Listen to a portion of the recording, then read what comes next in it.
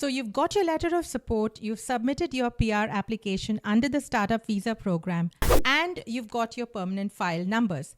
What questions will IRCC ask you before granting or denying you your PR? I'm Andrea from Yala, Canada. I'm a regulated Canadian immigration consultant specializing in the Startup Visa program. I've divided the questions asked by IRCC into two sections: founder-related questions and business-related questions.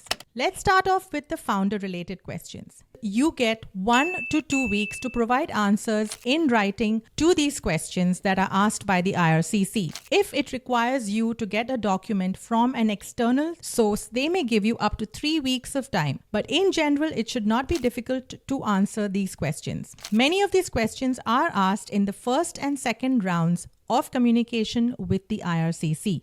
Please provide a separate and newly completed form IMM 5669. Please read the instructions carefully. There should be no time gaps in sections personal history and addresses. So this form should also cover entries from the last 10 years. Make sure that when you are filling these forms out, they should be absolutely matching with all of the information that you've provided earlier to IRCC. Please provide program fees. This will be the proof of payment that you have made to the incubator in order to secure your letter of support. So make sure that you've got that ready and submit that to IRCC when they do ask you for it. Please provide proof of working history. Though the SUV program doesn't actually require you to show prior work experience, when the IRCC comes back to you with this question, you should be able to provide any previous working experience. Please provide proof of studies. The SUV program does not require you to show any proof of prior education history, but if the IRCC comes back to you asking this question, you should be able to provide proof of any previous studies and study history. The IMM 0008 application form. Please provide a completed generic application form for Canada. Now, you would have definitely filled this in with your PR application earlier, but the IRCC could come back to you asking you to fill this form once again. Travel history information form. Please provide a completed IMM 5562 form. Provide information on your previous travel history, including citizenship and resident document information. So make sure that when the IRCC comes back to you with this question,